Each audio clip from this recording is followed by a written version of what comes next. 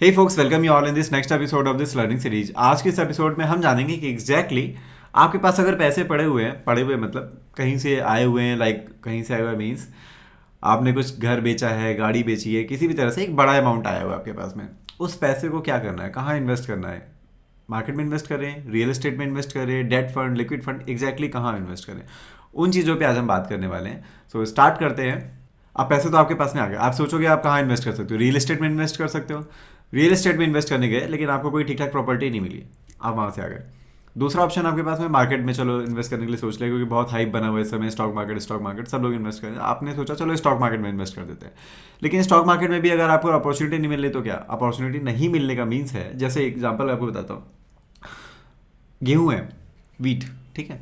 गेहूं है, नॉर्मली आप प्राइस मान लो उसका कि 5 रुपए के आसपास रहता है, लेकिन अभी किसी रीजन की वजह से, एक्सवाइड रीजन की वजह से वो 15 रुपए चल रहा है इस समय, ठीक है। अब एज अ स्मार्ट बायर और एज अ इंफॉर्मेटिव बायर क्या आप उसको खरीदोगे? नहीं खरीदोगे। क्यों? क्योंकि आपको पता है उसका प्राइस 5 रुपए है और करंट टाइम में उसका प्राइस एक्चुअली किसी भी एक्सवाइड रीजन की वजह से 15 रुपए चल रहा है, तो वो इस समय महंगा है। सेम चीज़ मार्केट में भी होती है। मार्केट में भी इसके भी शेयर के जो प्राइसेस है ये बहुत महंगे हो जाते हैं, कई बार ओवर प्राइस्ड हो जाते हैं कई बार।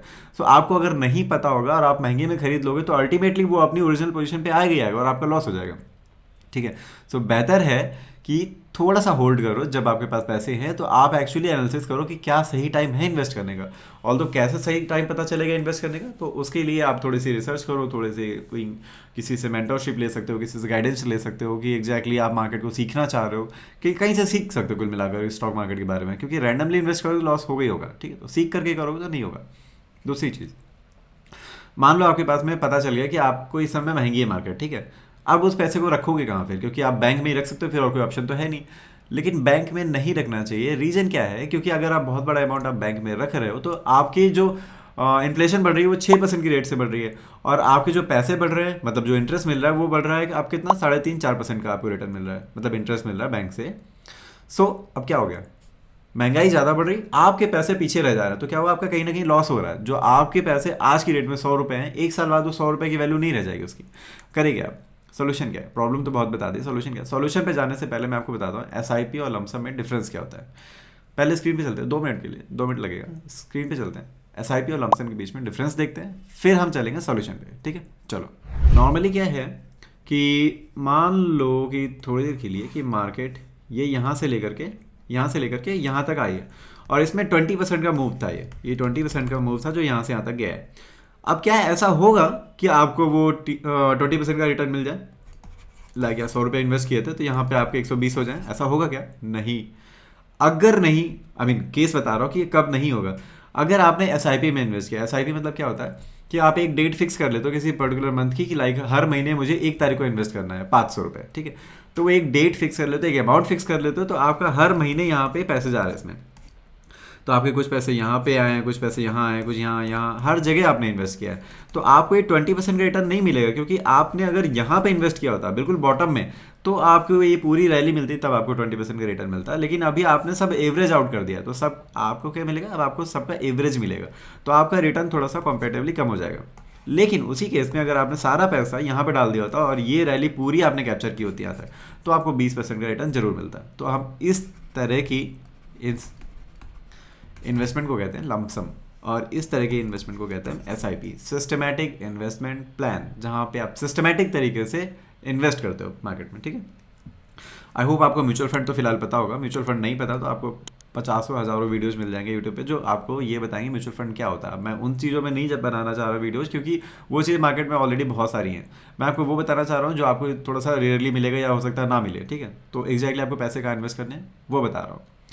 म्यूचुअल फंड इसीलिए नहीं बता रहा क्योंकि ऑलरेडी बहुत सारे वीडियोज हैं, कोई भी वीडियोज देख लो आप उठाकर यूट्यूब पे, ठीक है। देखो, अब क्या हो गया, म्यूचुअल फंड अगर यहाँ पे एक लिस्ट बनाए अपने पास में 50 कंपनीज की या 30 कंपनी की, 40 कंपनी की, और इनकी ओनरशिप जाके खरीदे, इनकी शेयर्स में जाके इन्वेस्ट करें, तो हम इसको कहते हैं equity, equity funds, equity funds. लेकिन अगर यही कंपनी इनके शेयर्स में ना इन्वेस्ट करके कहाँ पे इन्वेस्ट करेगी? शॉर्ट टर्म बॉन्ड्स में इन्वेस्ट करे। लाइक यहाँ पे लिख देता हूँ मैं, शॉर्ट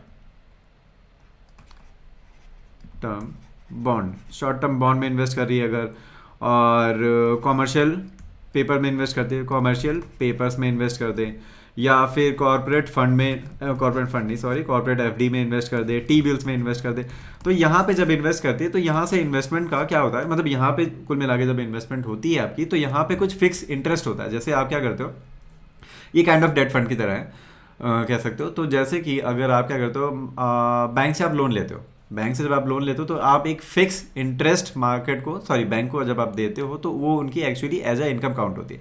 सेम उसी तरह से जब यहाँ पे पैसे आपके इन्वेस्टेड है तो यहाँ से जो इंटरेस्ट जनरेट होगा वो आपकी एज अ इनकम काउंट होगी। तो यहाँ पे आपको एक काइंड ऑफ, एग्जैक्टली नहीं but kind of fix interest आपको मिलने वाला है, अनलेस कि ये जो कंपनी है ये बैंकरप्ट हो जाए, कंपनी बंद हो गई तो उस केस में प्रॉब्लम हो सकती है। लेकिन अगर कंपनी चल रही है तो ये चाहे प्रॉफिट में जाए चाहे लॉस में जाए, आपको तो इंटरेस्ट मिलेगा ही मिलेगा। लेकिन इक्विटी फंड में क्या होता है, अगर कंपनी अगर लॉस में जा रही है तो आप भी लॉस में जाओगे, कंपनी प्रॉफिट में जा रही है आप भी प्रॉफिट में जाओगे, क्योंकि आप एक तरह से उसके ओनर बन चुके हो, एक फ्रैक्शन ऑफ ओनर बन चुके हो कंपनी के। लेकिन यहाँ पे आपने सिर्फ लोन दिया, एक तरह से कह सकते हो, ठीक है, सिर्फ लोन दिया उस कंपनी को आपने, तो आपको तो इंटरेस्ट मिलेगा ही मिलेगा एक तरह से, ठीक है।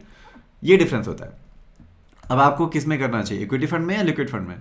लिक्विड फंड में आपको तब करना चाहिए जब आपको पता हो कि आपके पास में कोई बेहतर अपॉर्चुनिटी आने वाली है, लेकिन तब तक उस पैसे को आप बैंक में नहीं रखना चाह रहे, तब आप इन्वेस्ट करोगे लिक्विड फंड में।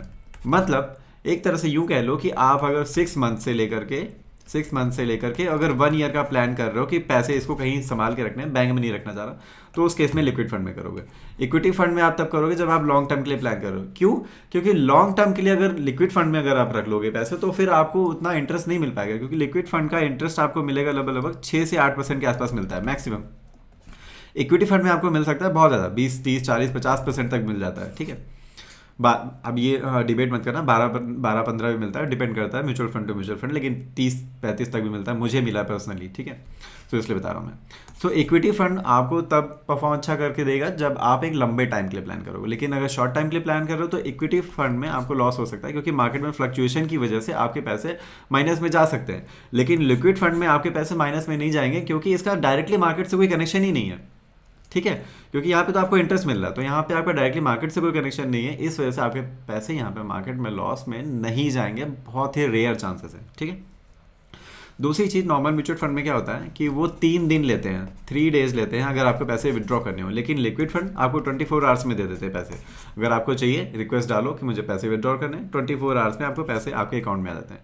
सो अगर आपको इसे एक एज अ इमरजेंसी फंड की तरह यूज़ करना चाहो तो भी आप यूज़ कर सकते हो, कि आपके पास में ऐसा नहीं कि बहुत सारे पैसे आ गए। लेकिन नॉर्मली अगर नॉर्मल इंसान भी अगर इसको as a emergency fund use करना चाहे कि मुझे मार्केट में कुछ पैसे तो डाल रखे हैं लेकिन बाकी कुछ पैसे हैं 2 लाख 4 लाख 5 लाख जो भी, उसे मैं एक एज अ इमरजेंसी फंड रखना चाहता हूँ कि वो इमरजेंसी में काम आएंगे, लेकिन वो फिर भी ग्रो होते रहे एक सर्टेन लेवल से, तो उनको बैंक में नहीं रखना चाहता, तो आप उस केस में लिक्विड फंड को यूज़ कर सकते हो, ठीक है। आई होप आपको समझ में आएगा लमसम अमाउंट क्या होता है, एसआईपी क्या होता है, लिक्विड फंड क्या होता है और इक्विटी फंड क्या होता है, और कहाँ पे आपको एग्जैक्टली इन्वेस्टमेंट करनी चाहिए अगर आपके पास में करंट टाइम में अपॉर्चुनिटी नहीं बन रही है, तो क्या बैंक में या कहीं और, ठीक है। समझ में आ गया? फिर भी अगर कोई डाउट है, कोई क्वेरी है तो कमेंट करके पूछ सकते हो, या फिर मुझे इंस्टाग्राम पे कांटेक्ट कर सकते हो। मिलेंगे नेक्स्ट वीडियो में फिर किस इंटरेस्टिंग टॉपिक के साथ। Till then signing off, good bye.